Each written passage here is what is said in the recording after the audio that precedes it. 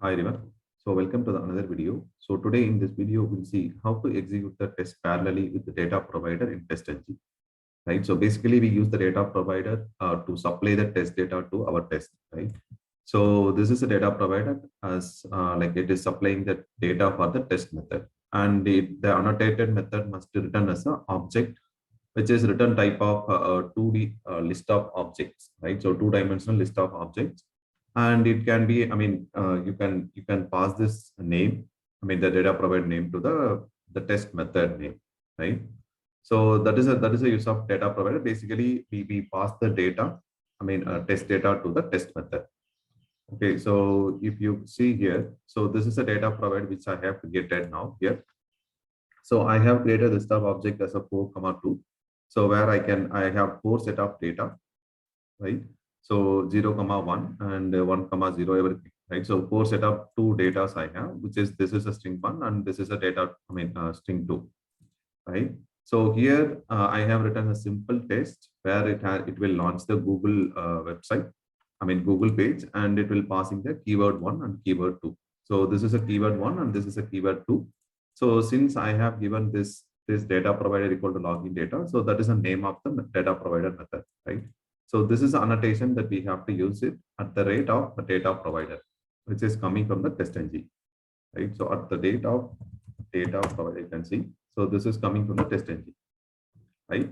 So once this is done, so since we have 4 set of data here, if I execute the script, what happens? It will execute the 4 times in the sequential order. So let me execute this one.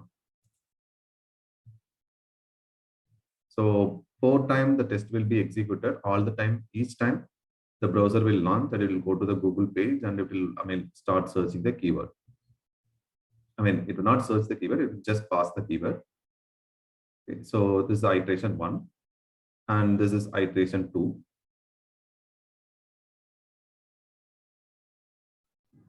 And this is iteration 3.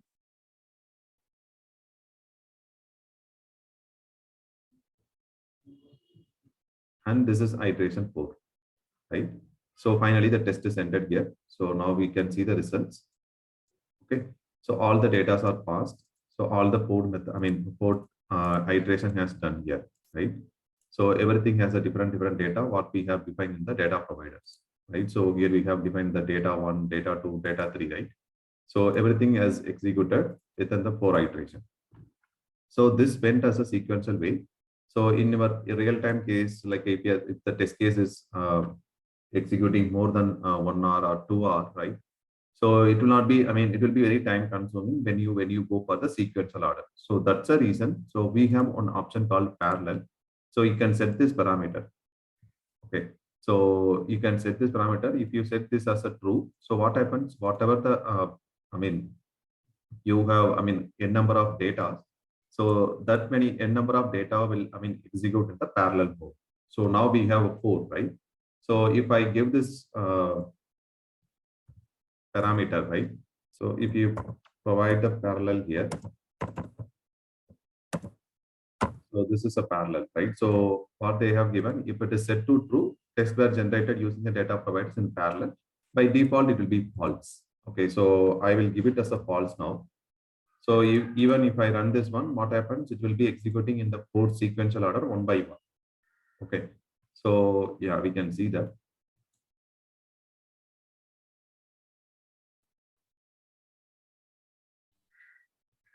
Okay, first time the browser launched and it is executing the data 1.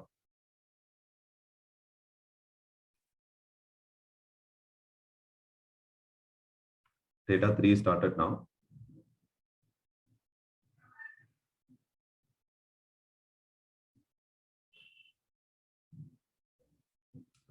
So this is data 4, right? So our execution is done. So what we can do now, instead of putting this as a false, if you give it as a true. So when we use as a true, no, as per statement, the test generated using data provide are run in parallel, right?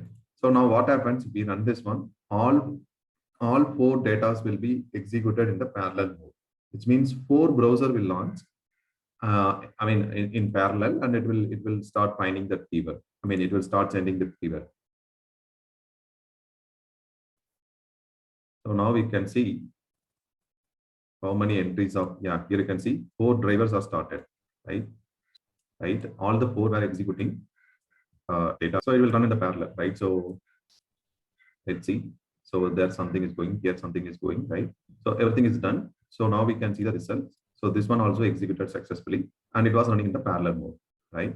So when I started this execution, so the system, automatically, get slow, right? So because we are running 4 driver parallelly, which may consume the, our CPU utilization much process.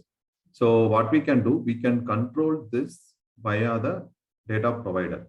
Okay, so data provider in the, so when we execute this one, this was, system was quite slow because of we were launching 4 browser on the same time and we are executing the code, right, test.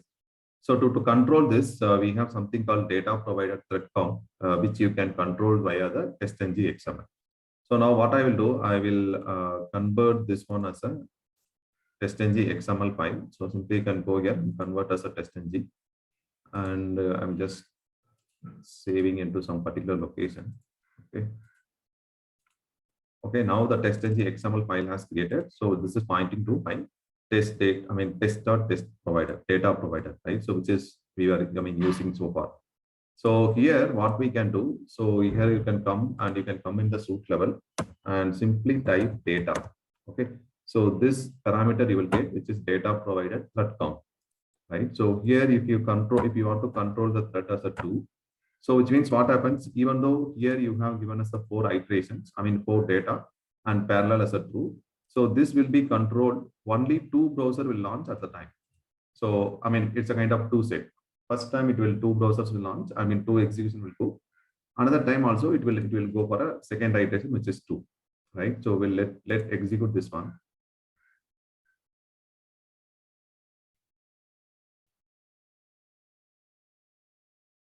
So now you can see 2 browsers has launched. 2 driver has started now. So this is a browser 1 and this is a browser 2. Okay. Now 2 got closed, and again one more set of 2 browser has started. Okay.